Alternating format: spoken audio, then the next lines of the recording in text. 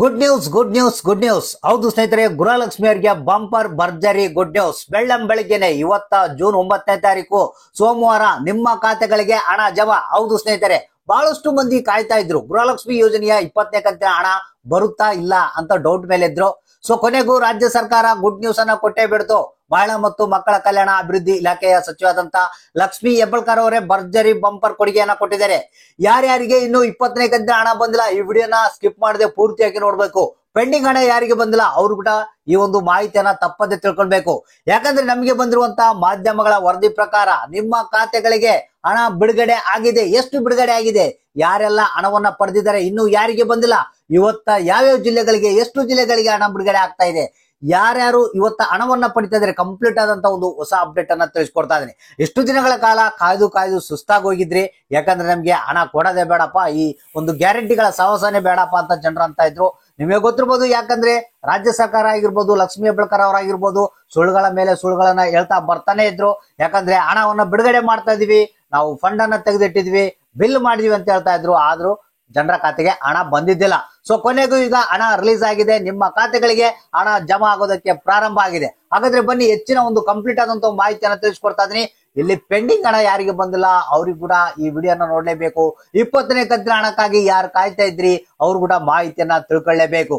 ಇದೀಗ ಬಂದಿರುವಂತ ಒಂದು ವರದಿ ಪ್ರಕಾರ ಒಂದು ಕಂಪ್ಲೀಟ್ ಆದಂತ ಗುಡ್ ನ್ಯೂಸ್ ಅನ್ನ ತಿಳಿಸ್ಕೊಡ್ತಾ ಇದೀನಿ. ನೀವು ಮಾಡ್ಬೇಕಾಗಿರೋ ಕೆಲಸ ಇಷ್ಟೇ, ವಿಡಿಯೋನ ಪೂರ್ತಿಯಾಗಿ ನೋಡಿ, ಆದಷ್ಟು ಮಂದಿಗೆ ಈ ಒಂದು ಮಾಹಿತಿಯನ್ನ ಶೇರ್ ಮಾಡಿ.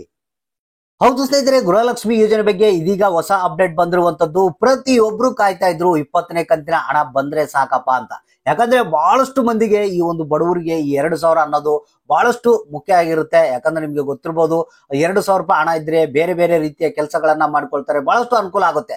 ಸೊ ಇಲ್ಲಿ ರಾಜ್ಯ ಸರ್ಕಾರ ಮಾಡಿರೋ ಒಂದೇ ಒಂದು ತಪ್ಪೇನಪ್ಪಾ ಅಂತಂದ್ರೆ, ಇದಕ್ಕಿಂತ ಮುಂಚಿತವಾಗಿ ಯಾವ ರೀತಿ ಹಣ ಕೊಡ್ತಾ ಇತ್ತು ಅದೇ ರೀತಿ ಕೊಟ್ಟಿದ್ರೆ ಯಾವುದೇ ರೀತಿ ಪ್ರಾಬ್ಲಮ್ ಇರ್ತಿದ್ದಿಲ್ಲ. ಆದ್ರೆ ಇಲ್ಲಿ ಈಗ 3 ತಿಂಗಳದ್ದು ಹಣವನ್ನ ನಿಲ್ಲಿಸ್ತಾ ಇದ್ದಾರೆ. ಆ ಒಂದು ಕಾರಣಕ್ಕಾಗಿ ಇಲ್ಲಿ ಸಮಸ್ಯೆ ಉಂಟಾಗಿದೆ.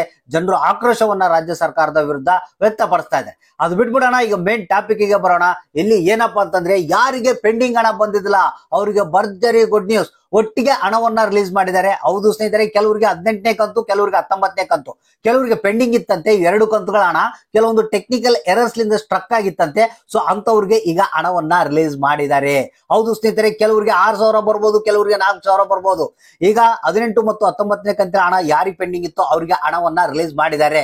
ಇದು ಒಂದೇ ಗುಡ್ ನ್ಯೂಸ್ ಅಲ್ಲ, 20ನೇ ಕಂತಿನ ಹಣದ ಬಗ್ಗೆ ಭರ್ಜರಿ ಗುಡ್ ನ್ಯೂಸ್ ಬಂದಿರುವಂತದ್ದು. ಹೌದು ಸ್ನೇಹಿತರೆ, ನಿನ್ನೆ ತಾನೇ ಒಂದು ಲಕ್ಷ್ಮಿ ಹೆಬ್ಬಾಳ್ಕರ್ ಅವರು ಕೊಟ್ಟಿರುವಂತಹ ಮಾಹಿತಿ ಇದು. ಬ್ಯಾಂಕ್ ಕಡೆಯಿಂದ ಈಗ ಆಲ್ರೆಡಿ ಹಣ ಟ್ರಾನ್ಸ್ಫರ್ ಆಗಿದೆ, ಜನರ ಖಾತೆಗಳಿಗೆ ಬರೋದಕ್ಕೆ ಪ್ರಾರಂಭ ಆಗಿದೆ ಅಂತೆ. ಹೌದು ಸ್ನೇಹಿತರೆ, ನಿನ್ನೆ ಮೊನ್ನೆ ಏನು ಹಾಲಿಡೇ ಇತ್ತು, ಸೊ ಆ ಒಂದು ಕಾರಣಕ್ಕಾಗಿ ಸ್ವಲ್ಪ ಹಣ ಬರೋದು ಡಿಲೇ ಆಗಿರ್ಬೋದು ಕೆಲವರಿಗೆ. ಎಲ್ಲಿ ಈಗ ಇವತ್ತೇನಿದೆ 100% ಆಗಿ ನಿಮ್ಮ ಖಾತೆಗಳಿಗೆ 20ನೇ ಕಂತಿನ ಹಣ ಜಮಾ ಆಗ್ತಾ ಇದೆ.